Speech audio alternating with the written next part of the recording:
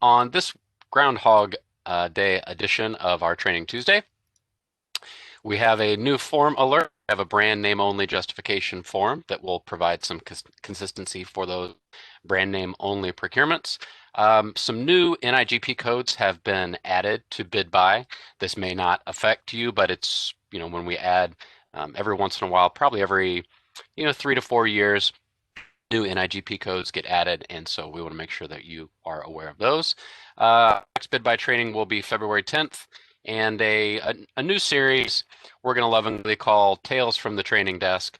We're going to take, we get some interesting questions sometimes, and it would be helpful to provide answers, and because if somebody has a situation, it may happen to you. So essentially, this is just a fun way to find some interesting situations, discuss them, as well as it really is just kind of like an FAQ as well. So, but we have a little bit of the flair for the dramatic in the training group. So this is the Tales from the Training Desk. And then our fun fact of the day and our quote of the day. So first up is a brand name only justification form. And so let's unpack that here. So we're going to walk through the form. We'll show you exactly what it is. We'll go out to the rules and kind of just walk through what is required there, and then a few notes. So let me go ahead and get away from our slides. And I'm going to go directly to this link, which is 2050D, which takes to right here. Let me make that a little bit bigger. So brand name only specification. So a brand name only specification may be used in a competitive solicitation, provided that the state agency makes a written request justifying that only the identified brand name item will satisfy the state's needs, and the SPO approves, once again, in writing, the use of the brand name only. And so we have a form that's specifically for it. Let's bring that now. And so you put in the rec or bid number. So either one would be appropriate here. The buyer requester name, what the brand name is, the description of the procurement. If you click in there, it is a fillable PDF, and you can add more information. And then also in accordance with the 2050D of the procurement rules, which we were just showing you, it talks about what is used. So the agency is requesting to use a brand name only specification for the following reason. So this is all, nothing is changing in rules. We're just providing a form so that there can be consistency and ease of use for the agency. So all of this information was required in the past anyway, but now it just kind of makes it a little bit clearer. So brand name only justifications aren't all that common, but they certainly do occur. So it may be one of those that maybe you've never done one, but if you do have a situation where you need a brand name only justification, here are some of the reasons. So to fill medical prescription needs, and these are also all in the rules as well, to stock state retail type operations, ensure compatibility in existing systems. That's anecdotally, that's the one that I've seen the most, or to preserve a warranty. Those are very common. Requires certified dealer to perform repair and maintenance, or we have other. So regardless of the reasons given, you can see explain why the use of the brand name only specification is necessary. And so this is where you're going to kind of put in, it's fillable PDF, of course, and the box will just expand as your justification there. Then it is signed. If you have additional supplemental documentation, just check that box so the SPO knows that there is other documentation as well. Signed by the APO, and then the SPO provides their approval and written determination there as well, and signed. And then that's attached within the procurement file in bid buy. So that really is specific to the brand name only justification. So if I go back to my notes, our slides, this is not to be confused with a brand name or equal. So I wanted to touch base on that really quickly, because the brand name or equal, if you go back to the rules, I'm going to go back to the rules now, is just above that. So it's 2050C. So right above it, you can see the brand name or equal. Now, the big difference here is brand name or equal. that is also can be a potential a part of your specifications. However, if you read through that, I'm not going to read the entire thing through it, but the brand name only specification specifically requires a written request by the agency, whereas the brand name or equal does not. Okay, so the brand name or equal, we would view like that's just a part of the SPO's approving the specification and the method anyway. So you do not need to use the brand name only specification or the brand name only justification form for a brand name or equal specification. I just want to be very clear that the brand name only is only for that brand name only. Okay. And I understand that there might be some confusion sometimes on when you're using a brand or equal versus a brand name only. And if you have specific questions like that come up, you can reach out to your procurement staff as well as or your SPO, and they can kind of walk you through those specifics. Let's see, what else do we have in terms of the notes? Okay, so yeah, not to be confused with brand or equal, requires a written request for the brand name only. Oh, and also just as a process, in bid buy, you would mark the brand name in the general tab. So I'm going to go out to, I think I was in training. Oh, I logged out already. I just want to show you specifically where that is.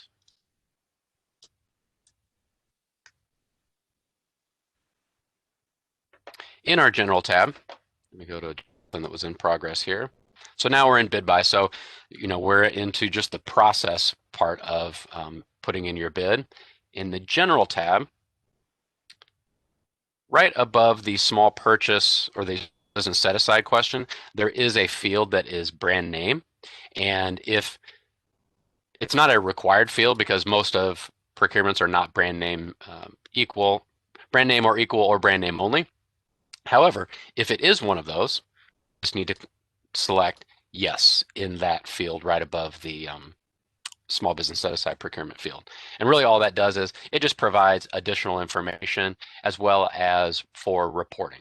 So that'll be something just to kind of make a note of when you are doing your bid buy process for a brand name procurement. Okay, and once again, it provides just additional information. I've also seen it written into the bulletin description that this is a brand name or equal specification. Just makes it very clear to the vendor that they would need this specific brand name, or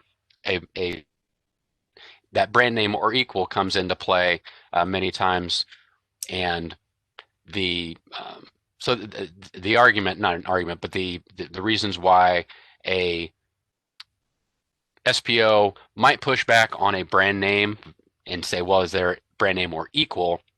It gets back to some of those reasons that are specifically laid out in the rules, like to ensure a warranty or those other things that were often. I just saw a question here. Let me pop up here.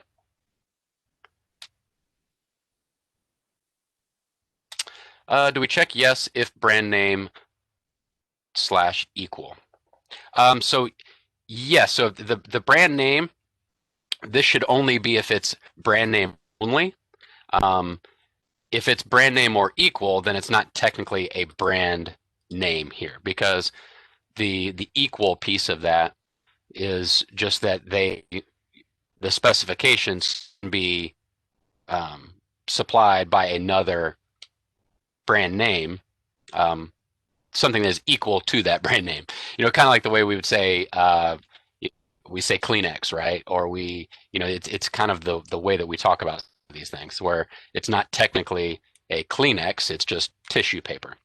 That might be a bad example, so don't hold me to that. But yes, in terms of the brand name, and this isn't anything that is a required field. Like I said, it's really for mostly for reporting purposes. You could run a report on this field and say, okay, well, how many brand name specific procurements did we do last year? You could run that.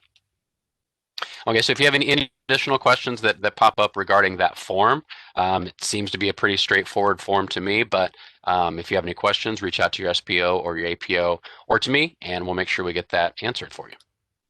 So let's go back to our slide here. So we have some new NIGP codes that were recently added. So um, not a lot, so this may not affect you. And they are listed all here. I'm not going to go through all of them, but go back and take a look at them and see if there's anything that um, might affect any of your procurements. But just know that those new NIGP codes have uploaded into BidBuy and they are available for use immediately. Okay. All right, so our new series here, Tales from the Training Desk, essentially is just we get interesting questions sometimes, and I think it would be helpful to every once in a while share those with you guys. So this week's, like I said, it essentially could just be another name for FAQ, but it's a little bit different because it's not something that we get all the time. I think it might be handy, and it might not be every week. It's just a series that I'd like to throw out there every once in a while, and that might provide some helpful information for you. So today's tale is the case of the missing solicitation contact. So the email I got, and this actually happened, it was interesting. It's funny because you'll go 6 months without anything happening, and then within a week or two you'll get a similar situation. So this actually happened twice. So that's the reason why it made me want to bring it up to you guys. Is an end user, someone who is not necessarily, they weren't the solicitation contact for that procurement, but they were listed they were receiving emails from vendors asking them questions. And so they are a part of the processing of the procurement, but they weren't the actual solicitation contact. So what ended up happening is they would receive a question from a vendor, then they would forward that email to actual solicitation contact, and then so this person was kind of caught in the middle, and we don't want that to happen. And so doing a little bit of digging, what I realized is this person, her email was on the ship to billing address. And so the vendor was seeing that email and thought that person was the person to reach out and ask these questions when that wasn't the case. And so what happened was the info contact field in BidBuy was not being utilized on both of these procurements. And so, I mean, it makes sense that the vendor would look at that and say, okay, well, this is the person that I need to be dealing with, when in fact that wasn't the case. So let me go back out and just show you while I'm up in the training environment. So the info contact field is right here. This is where you can put in the solicitation contact, and so that way the vendor sees it very clearly that if they have questions, they're going to contact that info contact that's listed on the general tab, necessarily someone that's listed in the ship to or bill to address, which was interesting. I hadn't seen an email address on a ship to address that was loaded in there too. So thought that was kind of interesting. Okay, let's see. Next up, our BidBuy monthly training link. It's on the CPOGS calendar of events, and our next training is going to be Wednesday, February 10th. And if you go to our CPOGS page, it is right on the front here, the calendar of events. If you need information, I can always provide it to you as well. But here is the monthly BidBuy training. It's going to be the second Wednesday of each month. We've talked about it quite a bit, but just want to give a reminder that our next training will be next Wednesday, starting at 9 a.m. Here's an agenda of what we like to stick to, and then the link to the WebEx. Okay. Next up, so our fun fact of the day. On Tuesday morning, this morning, the nation's foremost marmot weather expert saw a shadow after scurrying out of a burrow at Gobbler's Knob in Punxsutawney, Pennsylvania. So as the legend goes, that means the country can expect below average temperatures for the next 6 weeks. Of course, it's Groundhog Day.